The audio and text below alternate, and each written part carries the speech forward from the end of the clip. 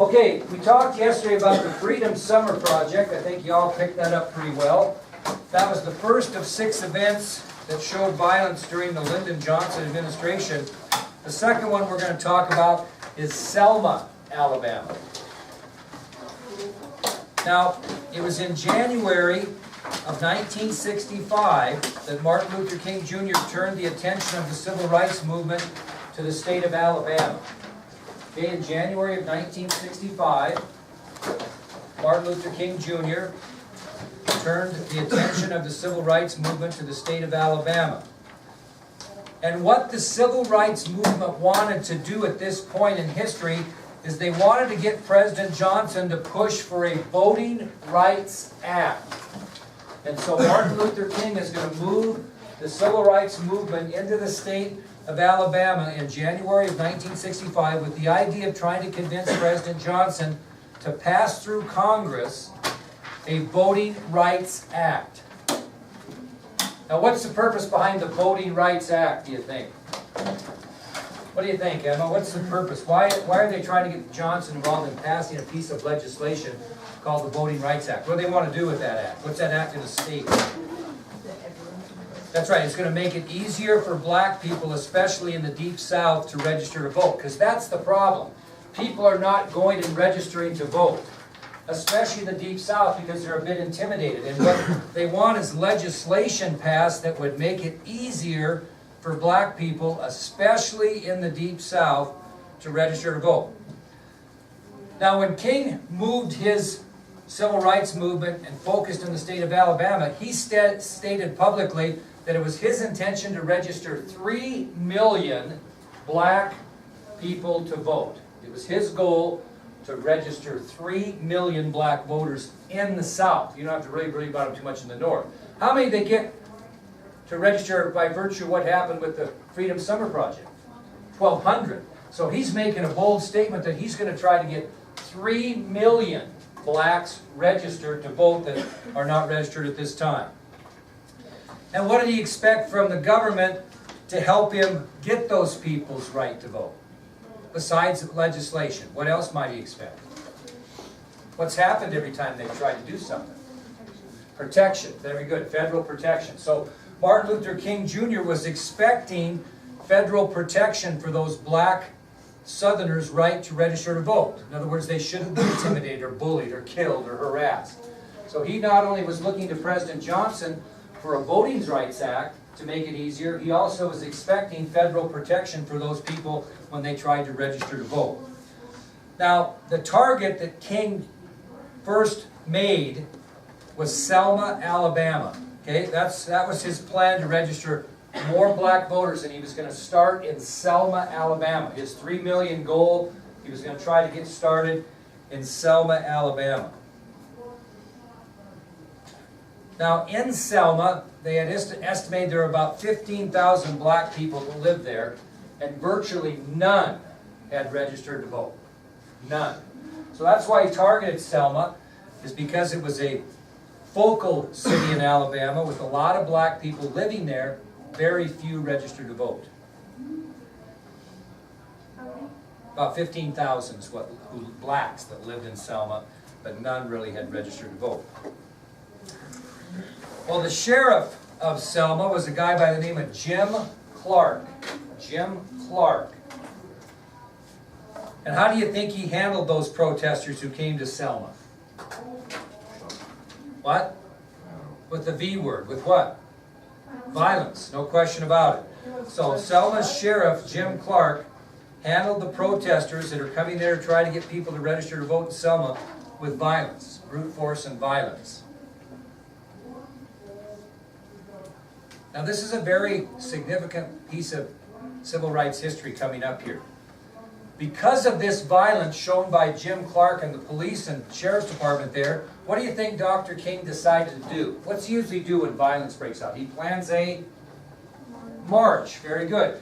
So after the violence broke out on the part of law enforcement in Selma, Dr. King announced a March for Freedom.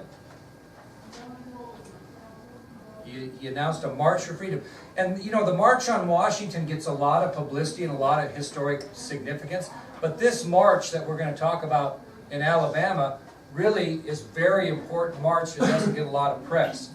Now this march, organized by Dr. King, is going to begin in Selma, and it's going to end at the steps of the state capitol in Montgomery. So this march that Martin Luther King Jr. is planning, because of the violence showed upon the civil rights movement in Selma by local law enforcement, this march is going to go from Selma, Alabama, right to the steps of the state capitol building in Montgomery, which was about 54 miles away. So this march is going to be about a 54-mile march from Selma, Alabama, to the state capitol, Alabama state capitol, which was located in Montgomery, about 54 miles apart. So on March 7th, 1965, approximately 600 demonstrators or civil rights workers left Selma toward Montgomery. March 7th, 1965, approximately 600 demonstrators are going to leave Selma for Montgomery. Is Dr. King going to go with them? No. Again, his aides convince him that this probably wouldn't be smart for his safety, and so he does not attend this march. So on March 7th, 1965, approximately 600 demonstrators left Selma without Dr. King. Again, with his safety in question, those close to him did not want him to lead the march. They were afraid something would happen to him. Well, these demonstrators didn't make it very far. They were stopped by state troopers at the Edmund Pettus Bridge, just outside as you're leaving Selma.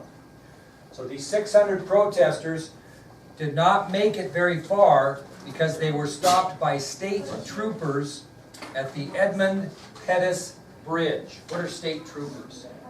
Highway patrol, okay? State troopers. So again, King, because of safety, does not lead this march, and when the demonstrators get to the Edmund Pettus Bridge, just on the outskirts of Selma, they are stopped by state troopers. So the violence that occurred was incredible. These protesters were trampled, they were beaten. It turned out to be the bloodiest of the civil rights movement up to that time. So these 600 protesters, demonstrators, were beaten, trampled, and it turned out in history at that time to be the bloodiest of all the civil rights marches. You know who kind of led the march instead of Martin Luther King Jr.? Remember a young man that was kind of radical, the March on Washington, by the name of John Lewis? Okay, John Lewis was the man that was kind of taking charge. Rearrange these. Right here, John Lewis. This is him speaking at the March on Washington. He's the one that's going to lead this protest march from Selma to Montgomery. And so he's among those that were trampled and beaten in an event that turned out to be the bloodiest of the civil rights movement at the time. Well, guess where everybody saw that night? National television. The whole thing was broadcast on national television. You'll get a chance to see it. Well, yes? Didn't they end up calling it Bloody Sunday? They did. Thank you. Yeah, it was terrible. Okay, very good. Well, who got involved after this event occurred? Martin Luther King Jr. What he does is he plans another march. Same march from Selma to the steps of the Capitol in Montgomery, 54 miles away. He's not going to succumb this time. He's going to plan another march, and guess who's going to lead it? He is. Okay? Well, you think that the people in Alabama, the law enforcement wanted that? So what did they get to keep them from doing that? More legally. What can you get to? What's that? Warrant, kind of. What'd you say? Well, they don't want them to do it. They got a federal, and lawyers here, federal injunction barring them from marching. So this second march was barred by a federal injunction. Now what does a federal injunction state? Sometimes they'll get these types of things that, like, I'll give you an example. Say a kid gets caught drinking right before the state wrestling tournament, and his parents don't want him to get kicked off the team until after the state tournament. I've seen this happen. They go get an injunction.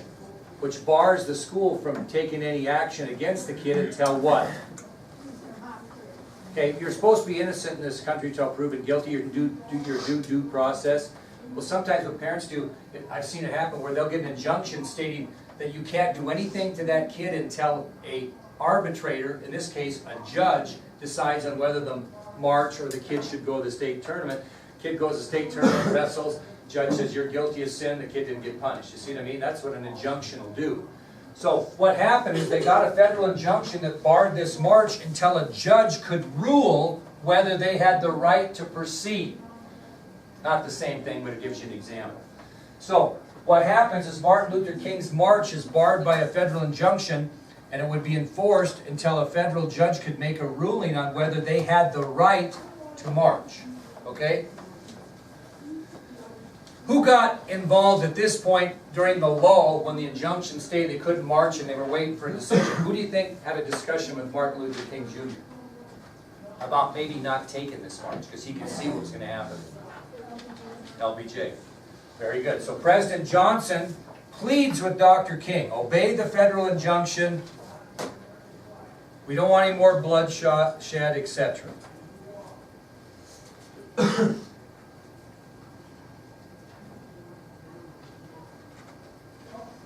What's LBJ afraid King's going to do?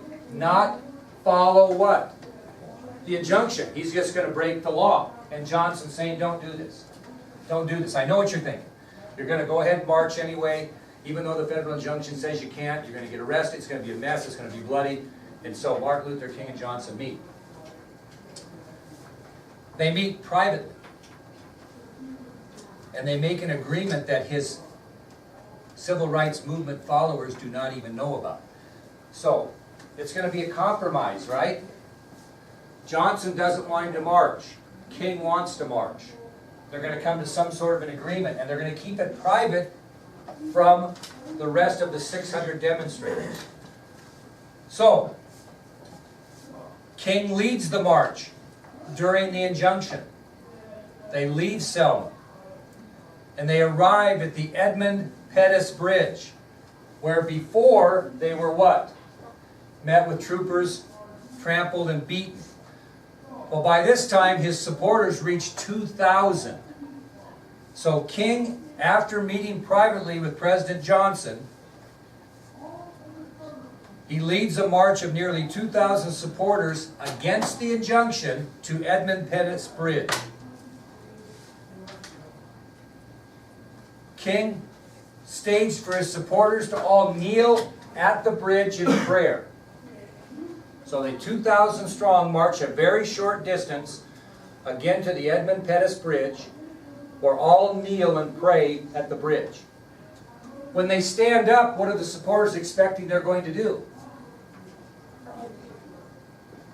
Continue on. Instead, Dr. King turns around and marches back into Selma.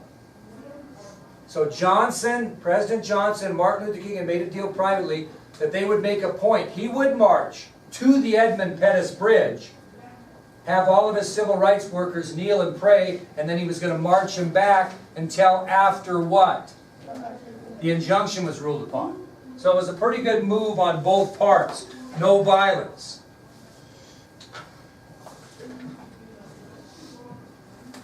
I have a question. Yeah. So wasn't there like a little boy who was killed on the bridge and they really wanted to keep marching and lay him on the Capitol steps? As like I haven't heard that, but you may be right. We'll get in. I'll look that up. Okay. Less than a week later, on March 15, 1965. This is less than a week after this event I just told you about. President Johnson addressed Congress on national television. So less than a week after this partial march, so to speak, President Johnson delivers a congressional address. What's that? March 15th. So less than a week after this shortened march by Martin Luther King Jr. on March 15, 1965, President Johnson delivered an address to Congress. The entire address was on the rights of the black Americans to what? Vote. Vote. Because that's what this is all about. So on March 15th, 1965, President Johnson delivers a special address to Congress. It's totally on the rights of black Americans to vote. He gives a really good speech. And he ends, this is important to understand, he ends his speech with the words, "We shall overcome." President Johnson ends his speech to Congress with the words, "We shall overcome." Where do you think he got those words? Martin Luther King Jr. had ended many of his speeches and stated those words in many of his speeches during the Civil Rights Movement. So Johnson was telling America, we shall overcome. What's he telling America? We are going to make this Civil Rights Movement work. Now, according to one of King's advisors, a guy by the name of C.T. Vivian, after he listened to Johnson's speech and heard him end it with "we shall overcome," Martin Luther King Jr., who was not a man full of emotion, sat quietly by himself and a tear came out of his eye. It moved him so much. For him to show emotion was very rare. So according to a King advisor by the name of C.T. Vivian, after Martin Luther King Jr. listened to Johnson's speech, he remained silent, but a tear formed running slowly down his cheek.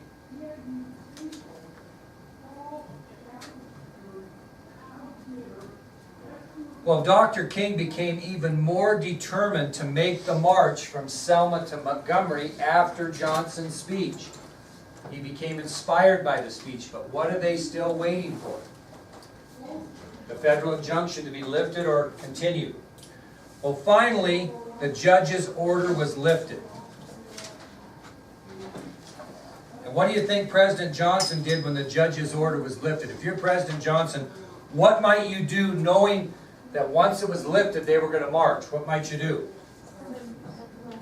What's that? Very good. He called in units of the Alabama National Guard. He brought in federal marshals, and he brought the FBI into Alabama to provide that protection that Martin Luther King Jr. expected to try to get people's attention to have blacks register to vote.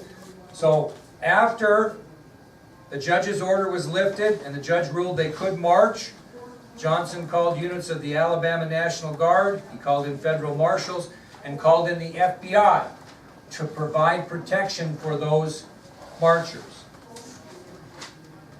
Now this is quite a story here, I think. So on March 21st, 1965,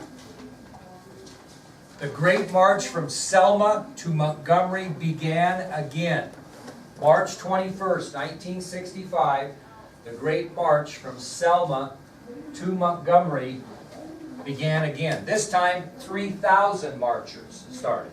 So they went from 600 on the first attempt to 2,000 on the abbreviated attempt, and they will start this march on the 21st of March, 1965, with 3,000 marchers. And this time they're going to be under the protection of federal marshals, the National Guard, the FBI. So there's no issues. After 5 days of marching, they arrived at the steps of the state capitol. 5 days of marching, they arrived at the steps of the state capitol. There were 25,000 people there waiting for them upon their arrival. Not police or negative people, but 25,000 supporters met Martin Luther King Jr. and his 3,000 marchers 5 days after they left. So after 5 days of marching, they arrived at the steps of the state capitol to a crowd of nearly 25,000 people who were waiting there in support. Dr. King again gave a famous speech at the steps of the state capitol, and one of the famous quotes during the speech was, quote, "Our feet are tired, but our souls are rested." Our feet are tired, but our souls are rested.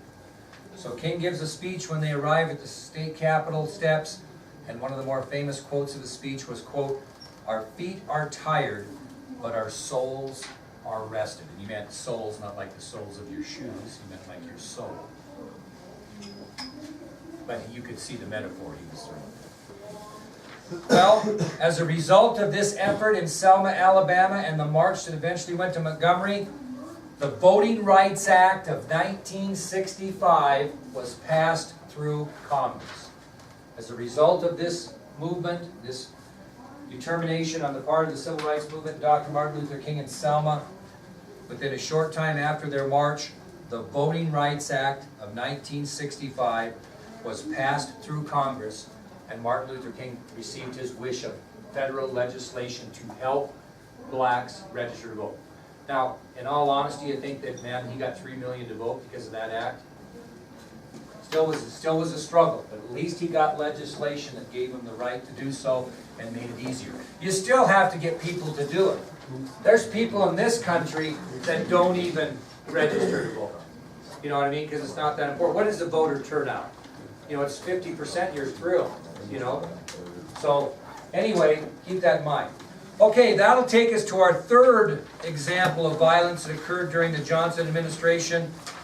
Much more violent. It's called the Watts Riot. The Watts Riot. Anybody know where Watts is? Anybody know what Watts is? What it is or where it is? Okay, you ever heard of Harlem? What's Harlem? You never heard of Harlem?